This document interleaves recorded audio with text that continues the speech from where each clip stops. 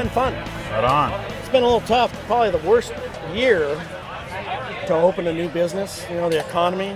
When we started this whole progress with the Lumberyard, the whole thing, you know, the business is great. We got loans to borrow a lot of money, and then the economy went bad, and we go, well, what do we do? What do we do? But we were kind of in this thing too far, and we said, we'll just put the blinders on and go forward. You know, brew pubs, the microbrew industry typically is somewhat recession-proof, not totally. Yep. So we said, let's go ahead. As the times get tougher, people just tend to drink more, don't they? Well, they seem to, yeah. I have to give some credits to Gene. Gene's my main man that actually oversees both operations for me. Because I end up doing all the paperwork. But I used to do all the brewing. I totally understand it. Yeah. And we bounce things off each other all the time.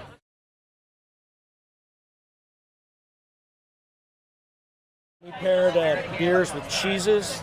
We paired beers with chocolates. Yeah. The chocolate one was like crazy. I mean, we had to turn people away. Spicy beers such as the IPA, you'll pair with spicier foods, whatever it may be. I'm not a food expert. You know, I know what I like, but you know, like in stouts, maybe our red ale, which is a darker ale, goes better with meats. You know, kind of the heavier kind of foods. Right. So that's kind of how you pair beers. You know, but Gene's the head brewer for me. I used to do all the brewing. Our joke is, you know, we think you ought to eat what you like to eat and drink what you like to drink. No rules. What's the difference between Lumberyard and Beaver Street? Well, Beaver Street Brewery I've owned for 17 years. I'm a half owner with my father-in-law. It's a family restaurant. It became a much bigger family restaurant than we ever imagined.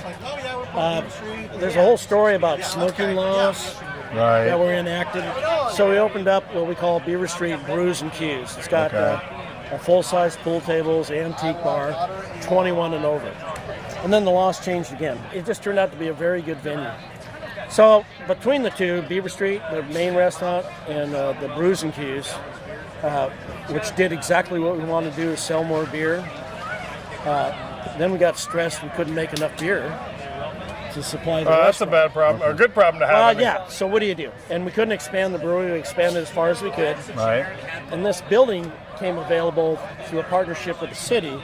We had to win an RFP, so we had to submit a proposal. We won it. It's in the Railroad Historic District. It's a lumberyard that's over 100 years old.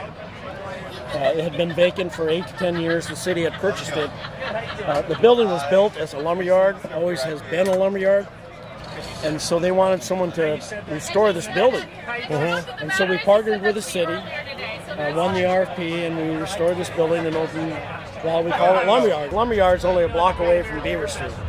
I'll call it a very nice industrial look. We recycled as much of the material as we could out of the building back into it, and we rebuilt it. So we're trying to attract a little bit younger demographic, trying to do a nightlife in there, college students, things we couldn't do at Beaver Street.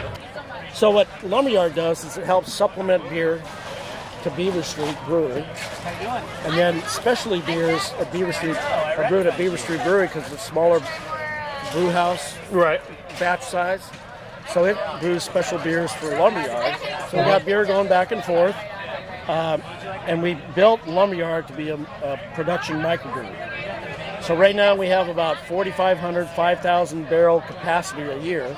We're probably utilizing about a third of that right now, but that's how we set it up because we anticipated growth. And the Lumberyard, it's got, you know, it's like built like a barn. It's got the sides, and it's got a tall center, built like a barn. And that tall center attracted us because the ceiling height. Our tanks right now are 40 barrels in there. We could probably put either 100 or 120 barrel tanks. So and there's a lot of extra room. You definitely got room to expand. So we have the potential to grow into maybe within the building enclosure 15,000 barrels a year. And then it's got this big yard, we call it the yard back there where we used to store wood. Things are looking good. We're making money, and we're going to expand. Right on. Good to hear it. And then one of the expansions, was to buy the IPA cans. Gold medal winner here at American Beer Festival.